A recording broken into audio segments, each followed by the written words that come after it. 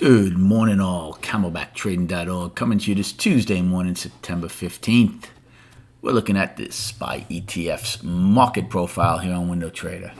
And after having only one gap for the month of September coming into yesterday, they're attempting to gap higher 2 days in a row now. So, again, we're in a 5-day balance. A lot of different things will come into play. Remember, we have the Fed tomorrow. M period, we had a huge range yesterday, so that will become a factor if this gap does not hold. They're attempting to push to the top of this 5-day balance, which puts a couple of things into play, right? Poor high for the ES, but more importantly, if they're able to take out the top of this balance, you would stop the one-time framing down in the weekly, put it in balance. And then the question becomes, what do we get out of it, right? Balance rules, quickly.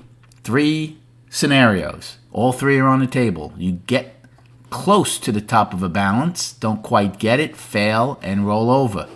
You get to the top of a balance, take it out, slightly stretch it, come back in and roll over. Or the third scenario, you get to a balance high or low, get through it, and do not look back. Those are your 3 scenarios. Now, above last week's high, again, we've talked about this just like last week. There's pretty much a price void on the way up until around the 349 level. So it is in the bull's hands if they're able to do it. That remains to be seen. Pre-market volume right now, under 400,000. But again, there's just about 75 minutes prior to the opening, right? What I give you here is just a pregame plan. I'll be live streaming and play-by-playing all throughout the trading day. $20. You can't beat it, folks. Okay, destinations right now for today. So since there's still that much time before the opening, we'll give the upside destination on both sides of the equation. 340.38 yesterday's high. Then, as you can see, they're attempting to finally get above the middle distribution from our triple distribution day. I said it wouldn't be easy to take this day back, and they've been battling it for 2 days. This is day 3. Single print started 340.84, get filled at 341.20. Then the weekly high of 342.53, and then we don't have anything above that to 345.40, which was an afternoon rally high from September 4th. Our pre-market high right now is 341.02, which is in the middle of the single prints. For the downside, we'll use yesterday's high again of 340.38 if we gap higher. Now, the next firm destination isn't really until we have 337.88, which is our pre-market low. Now, I used L as the afternoon pullback low of 337.55 and yesterday's low of 336.93. However, we also have M's high, which will be a huge factor, right? Any acceptance into M, and we know M's history, and that's 339.82. We were 8 wide. All right? I don't use it as a firm reference point, but if M gets accepted, you sure as heck would have a good chance of trading to it.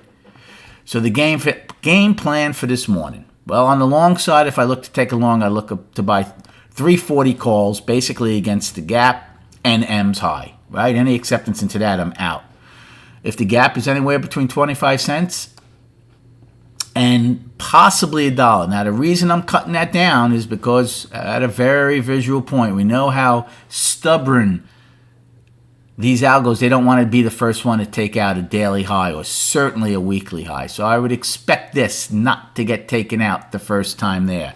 So in the next hour, if we gap higher by, say, close to $1 around the 342 level, I would not, even though the gap isn't that huge, right, would not be looking for a long because we're going against this weekly high. In fact, I might even take a put play just to see the first time if they ought to reject it and get a counter auction.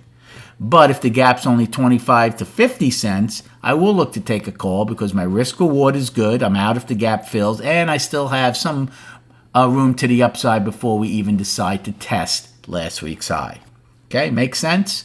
So that would be a call play and actually a possible put play. In the next hour, if we open inside yesterday's range, I won't do anything, right? You could possibly take a call play above M's high because you'll still have higher value Now again, it's tough to tell if acceptance happens in a period, but if you do get any kind of acceleration to M, I would enter that play, exit that play. If you don't, you can hold on to a call play and see if we then take out yesterday's high. That's if we open inside balance but above value.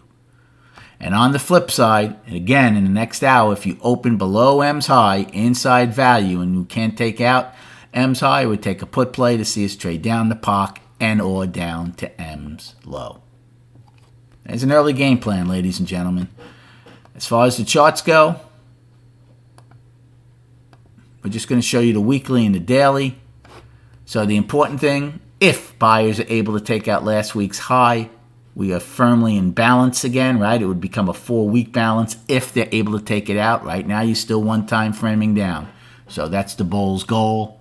And on the daily, again, still a 5-day balance, right? Now, unlike the weekly, if we do take out last week's high, right, whatever day the high was, on Thursday, doesn't necessarily mean I'm calling this up. We would need acceptance above it, right? Just taking out last week's high to me is an acceptance. What's acceptance? I would like to close above it. If you close above it, then I would call the daily up. If not, it's still in balance. Good luck trading today. Have a great day. Come check us out at camelbacktrading.org, and we'll recap at 4 p.m.